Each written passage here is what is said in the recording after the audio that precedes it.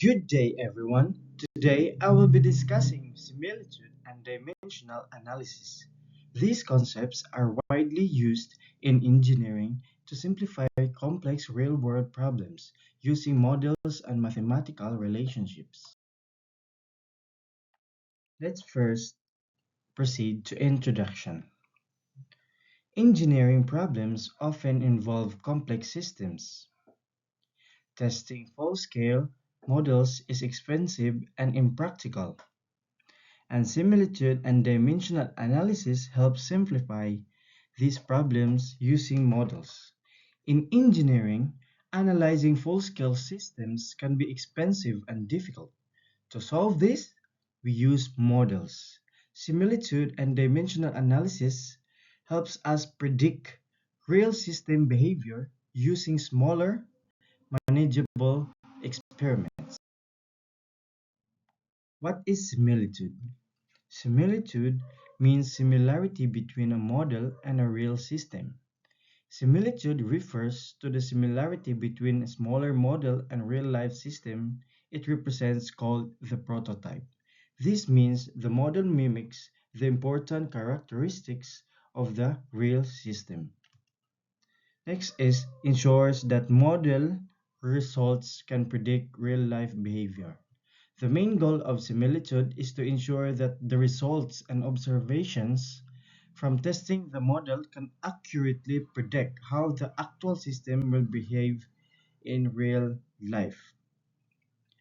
Next is used in fluid mechanics. Fluid mechanics where models help understand fluid flow and forces on objects. Aerodynamics is to test how air flows over aircraft or cars using wind tunnel models. And lastly, structural engineering to study how structures like bridges or buildings respond to forces using scale models. We have here the dimensional analysis. A dimensional analysis is a method to analyze physical quantities using their dimensions. Next is helps reduce variables into dimensionless groups. Based on fundamental dimensions, there are mass, length, and time.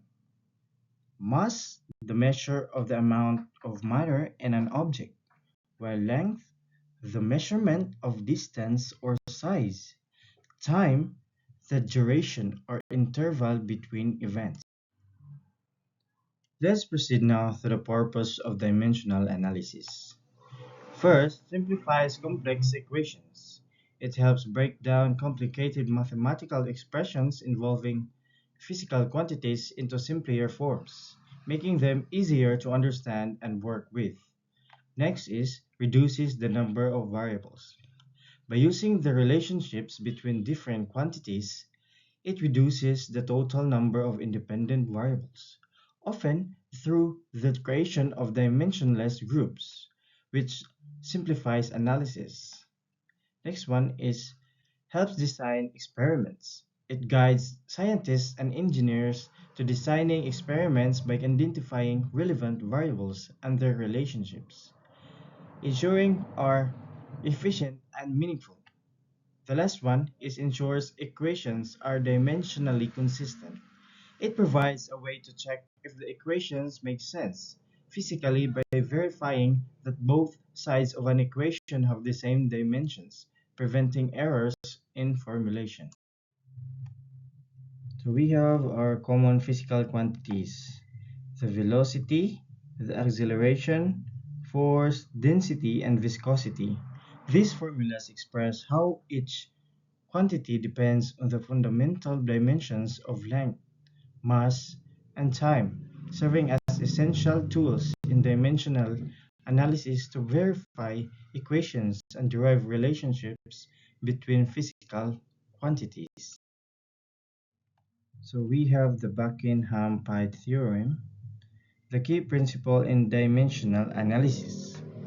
If a problem has n variables and k fundamental dimensions, then it can reduce to n minus k dimensionless groups pi terms. Example, force is equals to F times velocity, density, viscosity, and length. See here, these are the dimensionless numbers. It is most commonly used dimensionless numbers in fluid mechanics, which are essential tools for analyzing and comparing different flow situations. The Reynolds number compares inertial forces to viscous forces within a fluid and helps determine whether flow is laminar or turbulent. The Froude number compares inertial forces to gravitational forces, providing insight into wave and free surface flows. The Mach number relates the flow velocity to the speed of sound in the medium, indicating whether compressibility effects are significantly, such as in supersonic flows. These dimensionless quantities are formed by combining physical variables in ways that cancel out their units, allowing for generalized analysis across different systems and scales. They enable engineers and scientists to predict flow behavior, similarity between models and real-life systems, and to develop scaling laws that are applicable in various fluid dynamic applications. So let's proceed now to the example. A civil engineer is designing a scale model of a spillway to test water flow. The full-scale spillway has a height of 12 meters. The engineer decides to make a 1/6 scale model. Part A, fraud similarity. If the water flows in the prototype at 6 meters per second, calculate the velocity of water in the model to maintain dynamic similarity. Part B, dimensional analysis. The drag force on a small object in the flow depends on water, flow velocity, object length, water viscosity, and use Buckingham pi theorem to form dimensionless groups for the drag force. So we have the solution, part B, fraud similarity. Fraud similarity focuses on the flow of characteristics by comparing velocities specifically through the Froude number. The slide shows how to calculate the velocity ratio for Froude number, which involves the square root of the length ratio, resulting in a velocity of approximately 2.45 meters per second. When scaled appropriately, this approach helps in modeling and analyzing fluid flows by ensuring that the flow behavior remains similar in different scale models or real systems. So we have the solution for a dimensional analysis problem using Buckingham pi theorem. It begins by listing the variables involved in the problem: force, density, velocity, length, and dynamic viscosity, with a total number of variables being 5. It then identifies three fundamental dimensions: the mass, length, and the time, and notes that there are two dimensionless groups formed from these variables. The repeating variables chosen are P, V, and L, which are used to form dimensionless parameters called pi groups. The first pi group relates force, density, velocity, and length, while the second pi group involves viscosity, density, velocity, and length. These pi groups are used to analyze the problem without the units, simplifying the complex relationships into dimensionless forms.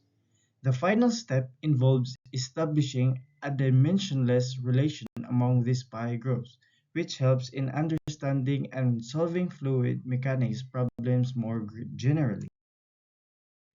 So this is the end of my discussion. I hope you learned something. Thank you for listening. God bless you.